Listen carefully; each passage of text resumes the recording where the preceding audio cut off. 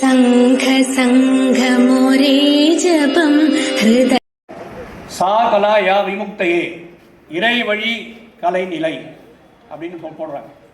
அதில் இன்னொரு ஆழமான ஒரு அர்த்தம் இருக்குன்னு நான் புரிஞ்சுட்டு இருக்கேன். விமுக்தையேன்னு சொன்னால் விடுவிக்கிறது, பலவிதமான தடைகள்லேருந்து நம்மளை விடுவிக்கிறது, பலவிதமான பந்தங்களிலிருந்து நம்மளை விடுவிக்கிறது. அதுதான் கலை அப்படி சொல்கிறாங்க. ஸோ என்ன விதமான பந்தங்கள் இருக்கு? மனிதனுக்கு எல்லா விதமான பந்தங்கள் இருக்கு.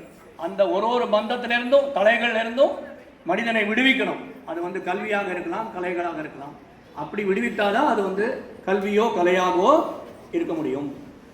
அப்படி உண்மையிலே நம்ம நாட்டில் இருந்திருக்காங்க. தியாகராஜ சுவாமிகள் அவருடைய வாழ்க்கை ஏழ்மையில தான் இருந்தது. ஆனால் அதை பற்றி அவர் பொருட்படுத்தவே இல்லை.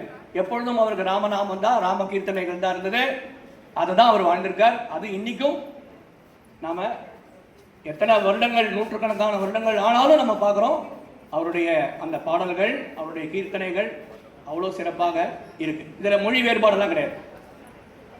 அது மாதிரி எந்த ஒரு இசைக்கலைஞர் எடுத்துனாலும் சரி, தியாகராஜ சுவாமிகள், முத்துசுவாமி தீட்சிதர், சியாமா சாஸ்திரிகள், தமிழ் மூவர், தமிழ் இசை மூவர், யார் எடுத்துட்டாலும் சரி, எத்தகைய இசைக்கலைஞர்கள், வாத்திய கலைஞர்கள் யார் எடுத்துட்டாலும் சரி, அவங்க அந்த மாதிரியான உயர்ந்த நிலையில தான் இருந்திருக்காங்க. எந்த விதமான மெட்டீரியல் இந்த ப்ரெஷர்ஸுக்கு அவங்க பொருட்படுத்தலை. ராமனுடைய நாமத்தை பாடினாலே போதும் எனக்கு எல்லா இன்பங்களும் கிடைக்கும். அப்படிதான் தியாகராஜர் வாழ்ந்திருக்கார். அப்படிதான் அந்த மகான்கள் வாழ்ந்திருக்காங்க. அப்படி கலை, இந்த இசை மனிதனை உயர்த்தக்கூடியது. இது ஏதோ பல காலம் முன்னாடி நடந்தது, இப்போ என்ன நடக்கிறது அப்படின்னு சந்தேகம் வரும். இன்றைக்கி இருக்கக்கூடிய மெட்டீரியலிஸ்டிக் வேர்ல்டில் இந்த மாதிரி கூட இருக்க முடியுமா? ஒரு இசை கச்சேரியோ ஒரு கான்சர்ட்டுக்கோ போகும்பொழுது எவ்வளோ அவங்களுக்கு ஃபீஸ் இருந்தால் முதல்ல இப்போ கேட்குறாங்க. அப்படி தான் பரவலான கருத்து இருக்குது. ஆனால் சமீபத்தில் நான் ஃபேஸ்புக்கில் ஒரு வீடியோ பார்த்தேன். ரொம்ப ஆச்சரியமாக இருந்தது, ரொம்ப சந்தோஷமாக இருக்கும்.